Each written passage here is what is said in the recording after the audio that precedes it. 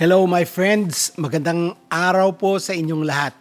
Ako po si Silver and welcome again sa ating Silver Lining Podcast kung saan ang kwento ng buhay, pag-ibig, pag-asa at pananampalataya ay pinakikinggan at pinaparamdam sa puso. Welcome back sa ating Advent Reflection episodes. Nasa kalagitnaan na tayo ng season of hope, season of waiting, and preparation.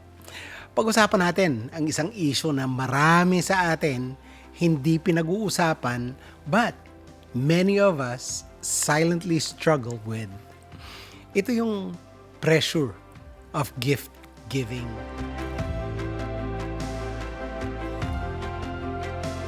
Every Christmas, madalas nating marinig, it's the thought that counts. Talaga? Di nga. Sa totoo lang, kasi it doesn't feel that way. This year, sa pagpasok ng Advent season, habang nakatingin ako dun sa Christmas tree namin, napaisip na naman ako. Ano kaya ang mga gift na ibibigay ko sa pamilya ko at sa mga kaibigan? I wanted to give something really meaningful, something they would truly appreciate. Pero, ito ang totoo. I don't have the funds to buy a lot of gifts right now. Pero, ang mas pa dyan, hindi ko talaga alam kung ano ang talagang yung genuinely na gusto nila. I don't want to waste money on something that ends up in the trash or something that gets regifted or maybe worse, regifted back to me na totoong nangyari sa akin. Kwento ko sa inyo.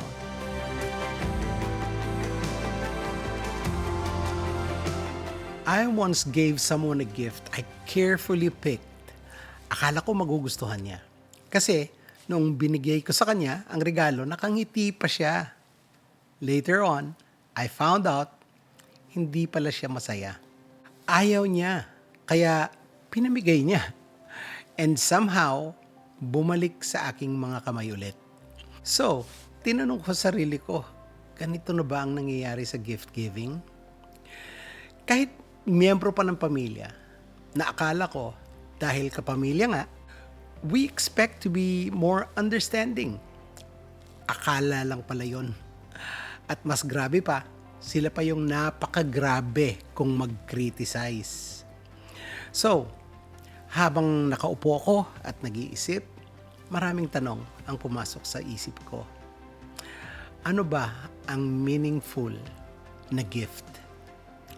Naisip niyo ba yon? Kung ano ang talagang meaningful na gift? Yun bang mahal? Yun bang trendy? O yung mga uso? Yun bang gusto ng tao? O yung kailangan ng tao? Ang daming naglalabasan na gift list. Alam nyo, na uso ang mga app na gumawa ng gift list tapos idadagdag nila ang mga kaibigan nila sa app para makita nila ang gusto nila o ng gusto ng isa't isa.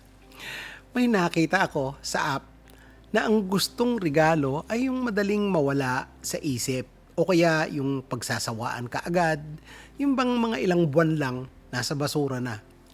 Hindi ko alam kung iniisip ba talaga kung kailangan o baka nagustuhan lang dahil uso. Ang daming nasasayang na pera sa mga bagay na hindi naman napapadali o nakakatulong sa buhay.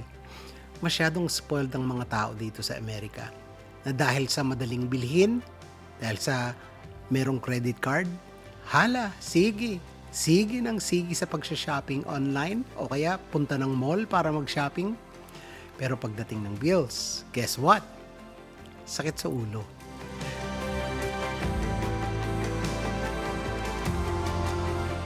Naalala ko yung sinabi ni Peter sa Acts 3 verse 6. Sabi niya doon, "Silver and gold I have none, but what I have, I give you." Wala siyang maraming pera o magagandang gamit, wala siyang nakabalot na regalo, pero ang ibinigay niya ay isang bagay na nagbago sa niregaluhan ito'y panghabang buhay. Sinabi ko sa sarili ko, magandang message ito para sa Advent season. Kaya tara, balikan natin ang konteksto ng Acts 3. Papunta si Peter at John sa temple at the hour of prayer. Doon sa gate na ang tawag nila ay Beautiful. Merong nakaupong mama na lumpo mula noong ipinanganak. Araw-araw, dinadaanan lang siya ng mga tao, ng mga papasok na tao at palabas sa templo. May nagbibigay ng limos, mga coins, yung iba hindi lang siya pinapansin. At yung iba, wala lang, parang walang nakita. Take note, papasok o galing ang mga tao sa templo para magdasal. Parang sa ating panahon, ang mga tao papunta sa church, yung mga relihiyosong tao, hindi ba familiar na ganito ang ugali ng mga tao ngayon? Anyway, humingi yung lumpong mama kay Peter ng pera. Kasi, yun lang ang akala niyang kailangan niya. But Peter looked straight at him and he said, I don't have silver. I don't have gold. I don't have what you think will fix your life. But what I have, I give to you. Then, he spoke the name that changed everything. In the name of Jesus Christ of Nazareth, rise up and walk. And the man walked for the first time in his life. Isang milagro, isang transformation. Yun yung regalo na hindi na bebenta sa kahit na anong store.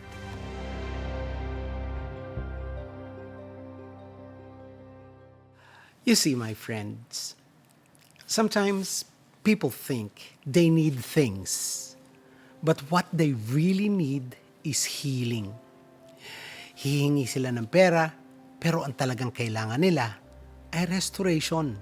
They hope for a material gift, but what their soul is crying for is peace. At minsan, o kaya dahil sa sitwasyon ng mundo ngayon, siguro ang best gift na pwede nating ibigay is not something wrapped in shiny paper, but something that comes from our heart. Yung faith, yung katotohanan, yung relationship with God. Sabi nga ni Peter, wala siyang silver na kayang ibigay. He couldn't give gold. Anong pinigay niya? The most powerful gift available to man, and that is the gift of Jesus' power. Which brings us to the most famous verse in the Bible, a verse many memorized, pero konti lang ang talagang nakakaintindi ng talagang ibig sabihin. Kaya kung na-miss nyo yung episode natin last week, please, balikan po ninyo. Pero, ito yung karagdagan. Napag-usapan po natin yung John 3:16. Sabi ko doon, for God so loved the world that He gave His only Son, His only begotten Son, that whoever believes in Him shall not perish, but have everlasting life. Para sa akin, ang John 3:16, ang ultimate Advent message. Bakit?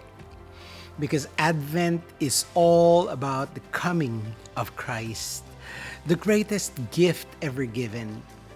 Yung mga nagtatanong o hindi pa nakakaalam kung sino si Christ, ito ang pinakasimpleng pagpapakilala ko sa Kanya sa inyo. Si Kristo ay Diyos. Yes, Christ is God na naging tao para ipakita ang tunay na pagmamahal niya sa atin. At upang ayusin ang hindi natin kayang ayusin, ang akuin ang parusa na para sa atin dahil sa mga kasalanan natin. Yan ang dahilan kaya may Christmas. Hindi siya yung Diyos na shouting from heaven, but God coming close to us. Kung iisipin nating mabuti, Sa Pasko, God did not give silver. God did not give gold. He did not give things. What He gave His Son. Binigay niya ang kanyang bugtong na anak, ang Diyos na nagmamay-ari ng sanglibutan, na kayang ibigay ang pinakmahal na bagay sa mundo. Nagbigay siya ng regalo. A gift no one expected, but exactly what the world needed. Jesus. Jesus is the gift that heals the broken. Jesus is the gift that restores the hopeless. Jesus is the gift that saves the lost. Jesus is the gift that turns darkness into light. This is why Peter could confidently say, "Silver and gold I have none." Because he knew, alam ni Peter, na ang dala niya ay higit pa ang halaga sa lahat ng yaman sa mundo.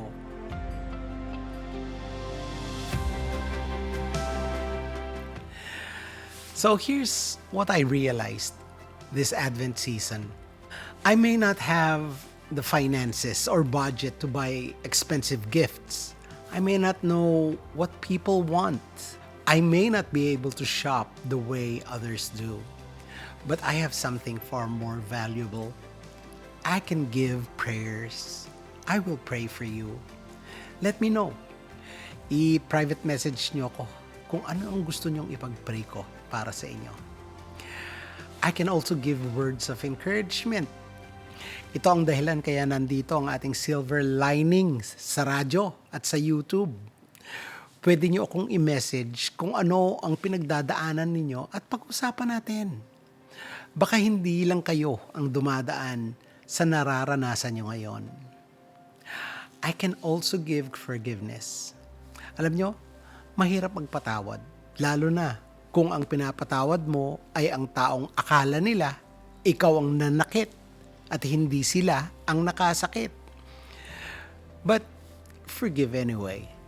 At kung may chance na makausap ng mahinahon, give forgiveness by asking forgiveness from the Lord first, and then share the forgiveness you received to others. Lalo na sa mga nakasakit sa iyong kalooban. I am not the source of peace, but I can share my source of peace. I can give time to listen. I can give brotherly or sisterly love. And most of all, I can share Jesus with you.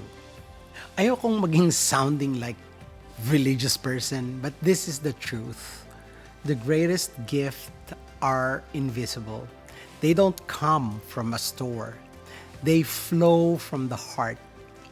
Advent is not about giving something expensive. It's about giving something eternal. So, mga kaibigan, kung nape-pressure ka ngayong Pasko, kung worried ka about gifts, kung feeling mo you don't have enough, tandaan mo to, kaibigan.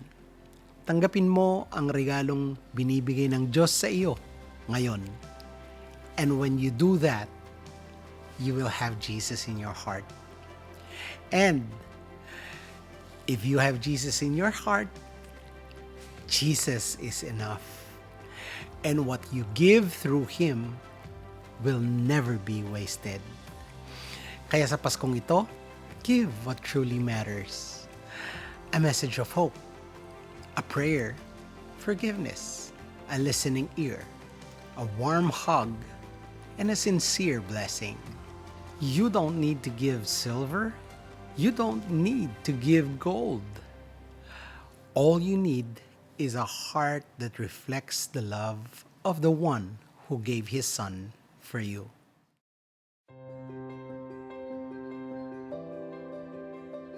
Tara, pray na tayo.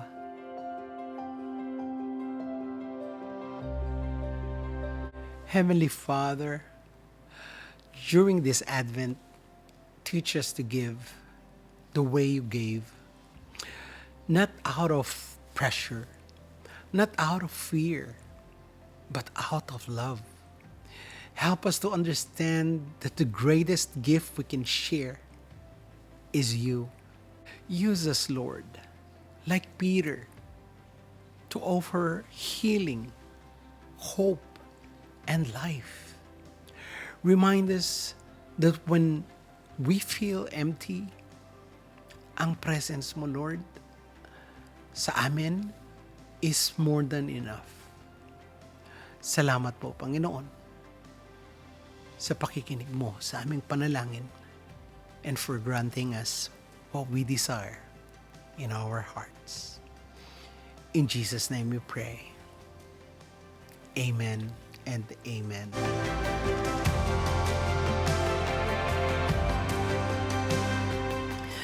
Maraming salamat mga kaibigan sa pakikinig ngayon.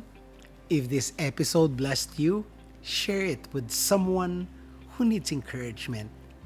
Baka ito na yung sagot ng prayers nila. You can follow and join my journey by subscribing to Silver Lining, where faith meets real life. Salamat po muli. Ako po si Silver, reminding you that God loves you so much, even in your flaws. Kita-kits sa next episode. God bless you. Stay anchored in the Lord Jesus Christ, and Shalom.